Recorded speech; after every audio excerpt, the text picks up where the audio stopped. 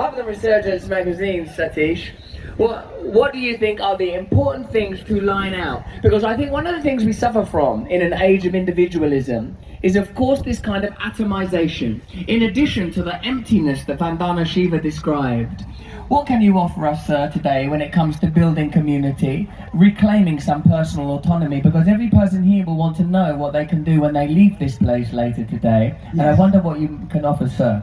Only thing I can offer, Russel, which I think you have, is courage. At the moment, we are living in a society of timidity, fear, timidity. And our education, our economy, our business, our culture, our media, everybody seems to be making us timid and fearful. Our society is suffering from the trust deficit disorder. You said about faith and trust. Yes. Trust requires courage. And you and I and all of us have it. The word courage comes from kor, which is heart. And you have the heart. You have courage. You don't have to go to Marks and Spencer to buy courage. You don't have to go anywhere. You have it. But it's dormant. It's suppressed. It's lying somewhere like you have beautiful dress in your cupboard, but sitting there locked and you have forgotten it. Open your cupboard and bring out beautiful dress and wear it in the community festival. And that's a courage. And Vandana talked about all the wonderful things in conversation with Russel, but I was listening avidly, and Helena, and Russel himself, they are an example of that courage. And this is what I think all of us have. And I always say, Vandana is not, she's a wonderful leader, but Vandana is not just one leader. All of us can be that leader. And a leader is not a special kind of person, but every person, every one of us can be a special kind of leader. Only thing we need is courage. Let go of fear. All this yes! Let go of fear. Yes! With your conviction. Believe in yourself. Believe in yourself. Love yourself. And do what you really want to do. And this is one thing I want to say. I really like that because it's courage and it's one principle. And what about if this exactly follows the plot of The Wizard of Oz? And we have like courage and brains and heart and stuff. It's going to tie together really neatly. And in fact, it gives me a wonderful device to carry through this conversation. Thank you, Satish. Helena, I wonder what principle you would personally like to espouse. Satish has offered us courage. I wonder what you'd like to offer. You don't reject my concept. I can see you thinking, I'm just going to reject the concept. I want to offer a path of reconnection. And that is the path of localization. But the reconnection, which I learned from an ancient indigenous culture that I lived in for decades, and I lived there before they were touched by the global techno-economic system. And I saw and lived, I spoke the language fluently and was there for decades. Before the consumer culture came in, they had the most radiant joy, deep self-esteem, a lightness of being, and from that, tolerance of difference. They weren't fearful of difference. So the fear that takes away our courage comes so much from being disconnected. And the spiritual connectedness that Russel teaches is also deeply connected to the 12-step path, where people who have been addicted because they've been pulled away from the connected life that we evolved in. We evolved in deep community, in connections that meant that every mother had many caretakers for every child. We evolved in a way where male and female roles were not polarized. The sacred feminine was in both men and women. How did they maintain it in indigenous culture? It was partly by young boys from the age of 5 caring for young animals, for siblings, 80-year-old uncles carrying babies. They maintained literally the hormones also. So the polarization of gender roles brought in by the consumer culture, literally bringing in Barbie doll and Rambo, created this confusion and fear and polarization. So reconnection, which supports there's a path that is structural. Please go home with the idea, how am I going to reconnect? How am I going to change the I to a we? I may not be addicted to drugs or sex or horrible things like Russel was. Hey, But I'm trying my best. I may be addicted to listening to the dominant narrative and believing that I am to blame for climate change. I'm the one who's destroyed the world because I'm from the West. The West was the problem. I'm the one who's still driving my car. And you may be overwhelmed with these feelings of guilt that come from a completely false analysis. It's a corporate analysis.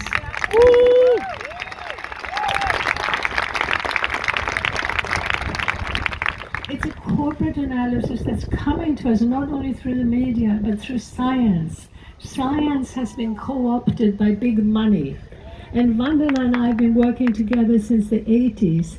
We've seen how this co-optation in agriculture has been going on in medicine, has been going on in engineering, in the media, in science. And this big money trajectory is also a trajectory that systematically destroys connections, our connection to the land, our community reliance. So go home with the idea, how can I change the I to a we? How can I find, maybe just 2, maybe even up to 20 people who want to join me on a journey that is asking the question, how can I improve my well-being while improving the state of the world? There is a path forward, and it's fundamentally about inner reconnection, left-right brain, brain, heart, soul, body, embodiment. Almost all these practices here are all about that reconnection. How can I then reconnect to others? And when we look at what does this look like in terms of climate change? What does it look like in terms of rising poverty? The answer is we have to have a strong voice to prevent corporate rule. And there are some details, but I'm talking too much. I was only supposed to give one word. I better stop. He warned you. Didn't imagine that it would be one word. It's lovely. Connection is the word, and you unpacked it and you gave us the benefit of your great experience. I didn't mean to be impolite to you, Helena. I was simply teasing you. Accurately, it transpired. Vandana, Shiva, of course, please feel free to comment on what has already been mentioned by Satish and Helena. But we were talking earlier, and you mentioned 3 principles: the free communication and free speech, and the ability. You remember that we spoke about these 3 things earlier. I wonder if these things are valuable, or if you'd simply like to say something else. Yeah, I'll come to that, but I'd just like to connect the 2 words. Yes. Satish and Helena. Even first, it's wonderful not just to be here with you, Russell, but with Satish and dear Helena, old friends, decades old friends. And I think the fact that we are here together also shows that long-term thinking is important. Yes. So Satish used the word courage, and I would like to add to it compassionate courage. And the interconnectedness that Helena talked about, we are interconnected. If you're interconnected, then compassion is what connects us. Of course, compassion along with care and the different flows apply. The word currency never meant money till about 1630. It was reduced to meaning money after that. Till then it meant the flow. The flow. And flow is what life is. Life flows, the river flows, the breath flows. and compassion flows, connection flows. So I think a big part of the mechanistic thinking was separation and blocking the flow. It's a bit like, cholesterol blocks the flow of blood. Yeah. So it's like the green economy is like cholesterol at a planetary level. Just blocks, separates. And on the three principles that we were talking about earlier, is of course you must unplug the flows. Let the rivers flow. Let the nutrition flow from the soil to the plants to our gut. Let the organic flow from the plants that the animals eat, and then the amazing nutrition they give us back. In India we actually have a festival called Govardhan Puja, and it's a worship of the cow pat, the gift of the cow. Because from there comes the whole renewal of the cycle of life. And that's another reason why all these people who think kill the last cow, it's so anti-nature. The second, of course, is we've got to be free to think with independent thinking, especially in this period of post-facts and post-science, and fake science being imposed as the real science, and real science being treated as right-wing conspiracy.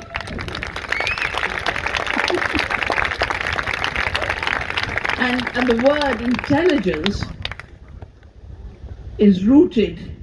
I've learned this from Satish, going to the roots of the words. He's the one who taught me. So, intelligence is intellegre. Intellegre is the ability to choose and decide and discriminate between right and wrong, truth and falsehood. So to be thinking freely, that means you have to be able to discriminate for yourself, not through the propaganda noise, but through your own ability to think and know. And then to communicate, the freedom to communicate. That's knowledge and that truth. And of course, then food, because the ultimate flow that keeps all life going is nutrition. Living soil is about rebuilding the nutrition of the soil. Healthy plants is rebuilding the all the food we eat is 80%, 90% nutritionally empty. It's lost its nutrition. And all the old seeds were driven out for being unproductive, having low yields. We've just done research at Vandana. Every native seed is 14 to 20% higher nutrition than the modern varieties that are supposed to have higher yields. So when you look at what is it giving, you don't measure the weight, you measure the nutrition. And I think food freedom will be a vital area. Like at the time of the Industrial Revolution, it was the exploitation of the workers in factories that created the workers' movement. But right now, the trying to control food, but control it and substitute it fakeness, is an exploitation of nature and a denial of nature's processes, of the movement of food. It's the denial of the right of farmers to have a livelihood and freedom to farm, and it's denial to all of us of our right to health, because only real food brings you health. We've already seen how ultra-processed food is bringing us disease, and I call fake food ultra-processed food. So going down the wrong path and replicating it and pushing your foot on the escalator when you need to be going in reverse, and offering it as a solution, and saying the people who are saying, eat healthy, have food freedom, oh, they have a conspiracy. Yes, we have a conspiracy to be free.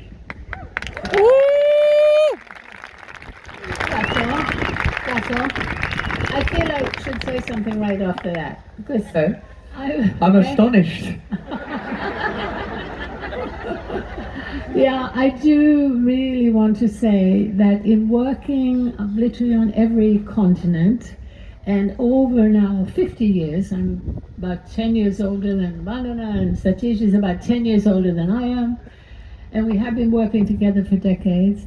But what I'm seeing everywhere is that the local food movement, which doesn't recognize itself as a movement, because as I was saying earlier, all around the world, small initiatives that link farmers and consumers, that start new farmers markets, that start consumer-supported agriculture, as Vandana was saying earlier, these initiatives are amazing. What we need to know is that our taxes are subsidizing, our governments are subsidizing Coca-Cola, Monsanto, Cargill, to produce monocultures, pushing farmers to produce bigger and bigger monocultures for export. Right as we speak, food is being imported and exported in identical quantities. The US exports 1 billion tons of beef, turns around and imports 1 billion tons of beef. The UK exports milk and butter in the same quantities that are imported. That global trade in food and the monocultures that are being subsidized and supported are the biggest cause of climate change, destruction of soil, destruction of our health. By joining the movement to rebuild smaller scale farms, you can join a movement which is already growing, which has so much experience, but you need to know about it because we don't hear about it in the media, so we can easily think nothing is happening. So much more is happening than you would believe. People say to me, how can you keep going? How can you be so energized? It's because every single day I get in my inbox news about these small things. Partly what drives me mad is how can I possibly share that information? We can only give you little examples, but please do come to our website, localfutures.org. Join us in Bristol at the end of September, where we're having a gathering called Planet Local. We have people coming from every continent to celebrate this worldwide localization movement. We want Russel to come. He said he might. He has already supported this movement by supporting our online conferences with beautiful, beautiful presentations. Gabor Mate has supported it, Dalai Lama, Noam Chomsky, Brian Eno. But we need to make it more visible. And when you go home and you think, how can I change the I to we? And then when the we thinks, what can we do? One of the first things is to join or start the local food movement.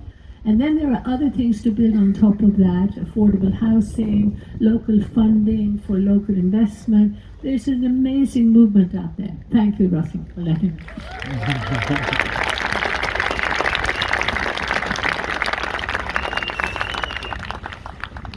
What happens when you create elders, or at least invite elders, not create? They will tell you what to do. Websites, there's magazines, there's a lot going on, there's a lot of pressure now, events have got to be attended. One of the recurrent ideas of course, decentralization, because it seems somehow inconceivable that we can face these gargantuan creatures, these great obelisks and monoliths that we must confront, these systems of domination and power that turn all things to material. Difficult to imagine how we as isolated individuals could do anything, but of course we're not isolated individuals. I do yoga like you lot. Did you have a good time doing yoga at this festival, everyone? Like Tommy Rosen was here. Isn't Tommy Rosen a wonderful man? Beautiful, reverential, dear, dear soul. Thank you, Tommy, for being here. I never did when I was doing it. I had this realization about Mary Shelley's Frankenstein there, because of course it was written sort of on the precipice of the Industrial Revolution and was widely regarded to be a comment on not meddling in God's domain by creating artificial intelligence and interceding in territory that is that of the divine, creating this monster, this creature that is not life, that is a replication of life. Similarly though, as they say in Buddhism, we must put down the corpse. As Marcus Aurelius says, as I mentioned to you before, you are already dead, live the rest of your life properly. And it struck me, this analogy that we have created this dead self, this dead ego self, and lost our connection to the ongoing awakening thing within us. I suppose when I listen to you, Helena, I feel that I can hear an urgency, the kind of urgency that I imagine that between you have accrued from lifetimes of pilgrimage and endeavour and learning and activism, which must have included a great deal of disappointment and a great deal of rebuttal and many accusations and much condemnation. And it is very inspiring to me that you have maintained such dignity and good pride, graceful pride, and such good spirit. I wonder, Satish, if you can offer us something. You've already offered us courage, haven't you? I've mentioned Resurgence magazine. Read Resurgence magazine. Go to Helena's website. Do whatever Vandana tells you. What else can we do to prevent us being atomized, splintered and fragmented as we unite to confront this cause? And I wonder, sir, if you might include in your response how whatever it was that inspired you to undertake the global pilgrimage that you famously undertook, meeting Martin Luther King and Russel and all that stuff that I bang on about and stuff, instead of Resurgence magazine, which is the real thing that Satish once framed. I wonder how things have changed, and if you feel more optimistic now or less, and how has the opposition grown, the centralizing forces? I am an activist, and I'm also an optimist. If you are a pessimist, it is very difficult to be an activist. You might become a journalist if you are a pessimist. But I act, and I went around the world, as Russell said, for peace. And I walked from India to America, apart from the Atlantic Ocean. Next time, maybe. Yeah.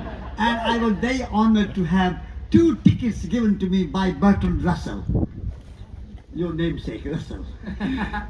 I was inspired by Bertrand Russell, and I met Bertrand Russell in England, and he said, "You have walked from India to England without any money, and now you want to go to America. How are you going to go to America without having some money? You can't walk on water." And I said, "Lord Russell, I've not touched money for 2 years.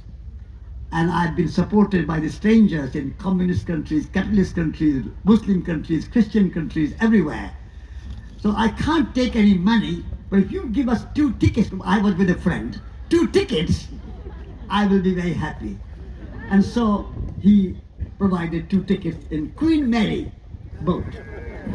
So optimism has sustained me walking around the world, working. I'm 86 years old, and I'm not disappointed, I'm not disheartened, I don't have any feeling that, oh, I burn out, I'm anxious, I'm eco-anxiety, nothing. I'm as enthusiastic about eco-revolution as ever. Yes! And I want to remain an activist until the last breath of my life. Woo! Because I'm acting not something to achieve results. I'm acting because what I'm doing is worth doing. It's worth doing. Yes. Serving the planet, caring for the planet, caring for the food, local economy, ecological balance, spiritual fulfillment, social justice. These are the values for which I dedicate my life. Whatever the result is not in my hand. Actions are in my control. Results are not in my control. Whatever the result, it's the universe, God, whoever gives me gift of results, I'm grateful. But I will act whatever the situation, and that is my optimism. Be an optimist, be an activist, and leave the results in the hands of the universe. Woo!